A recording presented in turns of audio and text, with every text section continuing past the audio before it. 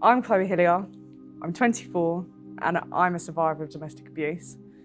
My relationship started back in 2019. We got together about the March and I finally left like New Year's Eve, I think it was. And yeah, everything that could have physically happened to me, quite frankly, did. Yeah, she completely alienated me from my family, from my friends. My friends didn't want to know. Even now, I don't really have the friends I used to. My family were wonderful. But yeah, just daily torment and toil, really. Being, whacked around the head with things, being kicked, punched, slapped, stabbed twice. Just everything. Everything you could think of happened. I even got dogged throughout that time, and she did the same to the dog, which I luckily still have now, thanks to my mum and dad. But yeah, intense, like edge of your life intense, to have your life like in the hands of someone else like that, especially at such a young age, is just, out of this world, really, not in a good way. But yeah, I'd say the police got involved. It's all a bit of a blur, really, but they got involved like a couple of months after it started, I'd say.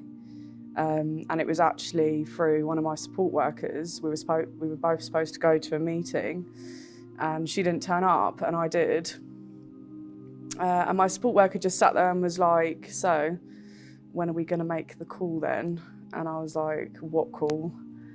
And they were like, "You're in a domestic abusive relationship." And I said, "What?" She was like, yeah, like, this isn't normal and it's never going to be normal and you need to do something about it and you need to report it. And I was like, right, show me how.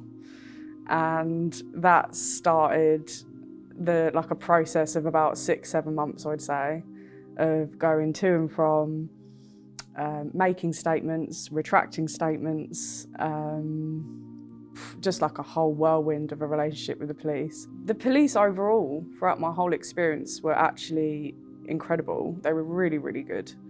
I was speaking last night with my mum and was sort of saying, at no point, even from the beginning, has anyone from the police ever sat there and said, after maybe the 10th retractment, it was literally constant. It was constant. Like one day I was making a statement about how hard it is to be a victim, how my life is being threatened, how I literally feel like I'm gonna die. And then the next minute I would be saying, how dare you, like who on earth told you that, like that's crazy talk, like get off my back. And not one repercussion since, no officer ever sat there and said, look, this is getting ridiculous, this is getting silly, you need to make a decision. None of that, which was brilliant. And, even 5 years later, none of that, which is great, quite the opposite actually. But yeah, I think it's really difficult for the police as well because they're coming at it from a professional point of view. And there's so many things that you're told in books and videos and blah, blah, blah. And you try to implement that in your day-to-day life as an officer. But I think none of that is relevant when it actually comes down to it. What's relevant is actually your emotional intuition and what you would do if you were in that situation. What would you do if that was your daughter? What would you do if that was your son? Do you know what I mean? And I think I would say, 8 out of 10 times they did that, which was wonderful. They totally underestimated her, what she was capable of, just like I did when I first got with her. And you can't afford to do that. You just can't, because it could be life or death for a victim like me. There was 5 officers that came and took her away in the middle of the night at a travel lodge, and I decided to stay on my own, and they could have just left it at that, but they didn't. And an officer came round in the morning and was knocking on the door for about half an hour, and I would not answer. And, she could have just gone, the hotel staff were telling her to go. They said, you know, she clearly doesn't want to speak to you, so leave it. And she was like, like, she could be dead in there. We're not stopping till we get in. And yeah, that did really help.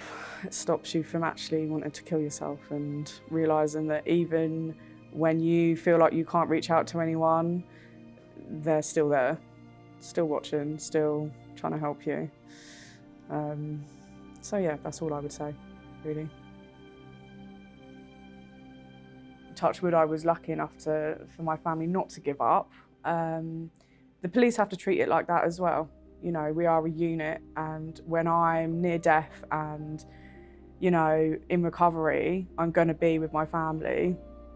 So the police have to treat it like that. You know, I was very well supported. I had lots of different people supporting me weekly, you know, phone calls, all hours of the night, whatever. That can be the make or break between going to court, continuing the investigation, continuing everything. I mean, you know, it was at least 2 years, 3 years before I actually stepped foot in court, and to have to see your perpetrator again face to face, and your family as well. I mean, dear Lord, you need someone sitting there every week going, talk to me about it, you've got this, just let it all out, you know, it makes or breaks a case. Gotcha.